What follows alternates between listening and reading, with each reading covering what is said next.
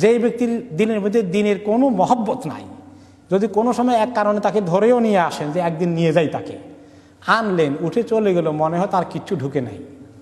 গন্ডারের চামড়া দেখেছেন নাকি অনেক মোটা, এত মোটা যে কোনো নসিহত তার ভিতরে ঢুকে না, কোনো খবর তার মধ্যে হয় না। তো এরকম কিছু লোক আছে যারা সুন্দর সুন্দর কোরআন হাদিসের কথা, তাদেরকে কোনো অ্যাকশন তাদের মধ্যে হয় না, কোনো প্রতিক্রিয়া সৃষ্টি করে না।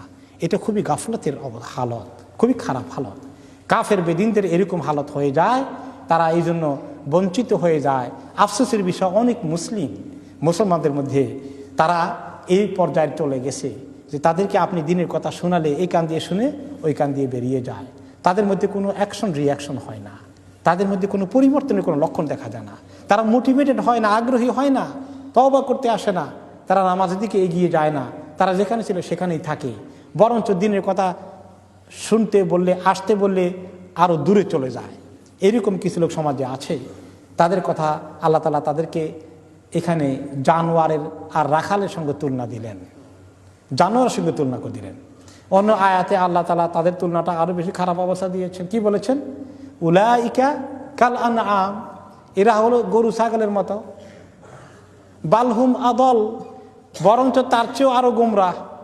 গরু ছাগল হয়তো দিনের কথা শোনে না, বুঝে না, ওযুও করে না, নামাজও পড়ায় না আমাদের তরিকায়, তবে তারাও কিন্তু আল্লাহ তাআলাকে ডাকে, এটা ঠিক, ডাকে কিনা?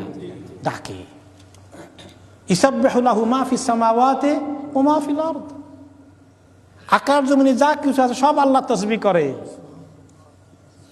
কিন্তু হ্যাঁ, আমাদের মতো আপনি কোরআনের আয়াত সূরা ফাতিহা মুখস্থ করাতে চাইলে পারবেন না একটা গরুকে, উযু করাইতে পারবেন না, নামাজ পড়াইতে পারবেন না, এই তরিকা, সে তার তরিকা অনুযায়ী করবে। কিন্তু এর চেয়ে বেশি ক্ষতিকর একটা জানোয়ার হবে না। কিন্তু মানুষ যখন নিচে নামে, তখন মানুষ কি আর জানোয়ারের লেভেলে থাকে? আমরা একটা মানুষকে অনেক সময় ভৎসনা করতে গিয়ে বলি এই লোকটা জানোয়ার ছাড়া কিছু না, নাউজুবিল্লাহ, এরকম বলতে হয় মাঝে মধ্যে। কিন্তু জানোয়ারেরও একটা লেভেল আছে। আল্লাহ তাআলা বলেন যে তার লেভেলের থেকে ওরা নিচে চলে যায়। বালহুম আদল, এর চেয়ে বেশি গোমরাহ হয়ে যায়। এবং এক্সাম্পল দিয়ে দেখানোর দরকার নেই। কোন জানোয়ার আল্লাহ তাআলাকে গালি দিয়েছেন? কোন জানোয়ার আল্লাহ নবীকে গালি দেন?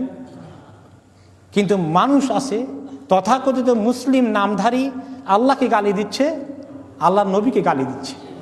সুবহানাল্লাহ। তাহলে এরা জানোয়ার থেকে অবতর কিনা?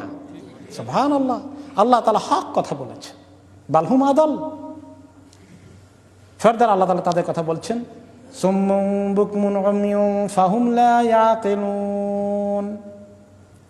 তারা হচ্ছে সুম। সুম অর্থ হচ্ছে যারা কানে শুনে না, বধির। বুকমুন, বোবা, কথা বলতে পারে না।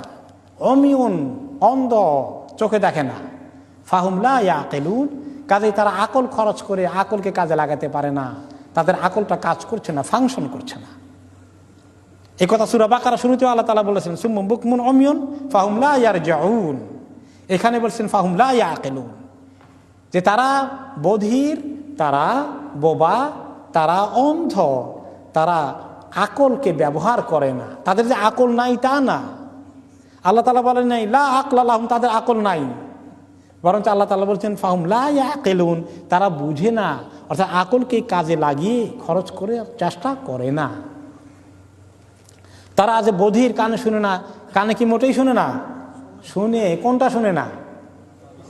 দ্বীনের কথা, কোরআনের কথা, হাদিসের কথা, ওয়াজ নসিহতের কথা, তওবার কথা, দ্বীনের দিকে আসার কথা। কোনো ইসলামিক টক তাদের কপালে নাই। এই লোকগুলো ইসলামিক কোনো মাহফিলে আসে? কোনো ইসলামিক লেকচার শুনবে না। তারা যদি জাকির নায়েকের লেকচার শুনতো, আল্লাহ তাদেরকে তৌফিক দিতেন, তাহলে তারা নাস্তিক হওয়া লাগতো না। তারা শুনবে না, এগুলো শুনবে না।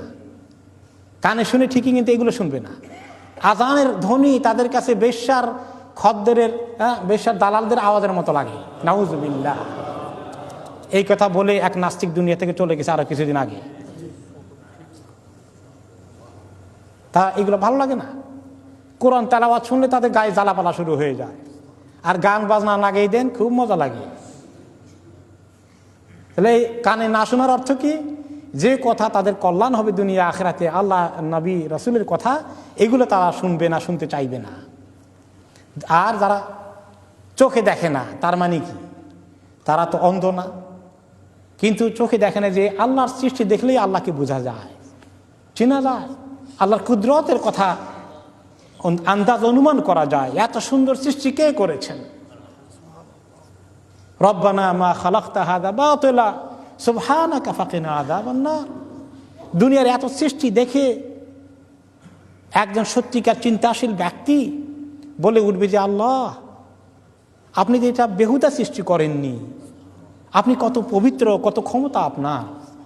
আল্লাহ, আপনি আমাকে জাহান্নামের আগুন থেকে বাঁচিয়ে দিন। এই রকমের দেখে আল্লাহ তাআলাকে শিখা।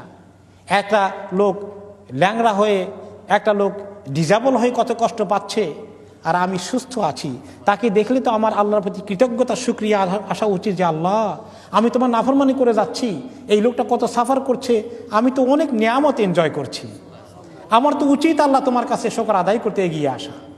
তারা দেখে না কিছু, তারা এই জিনিস দেখে না, যেই জিনিস তাদেরকে হেদায়েত দিবে,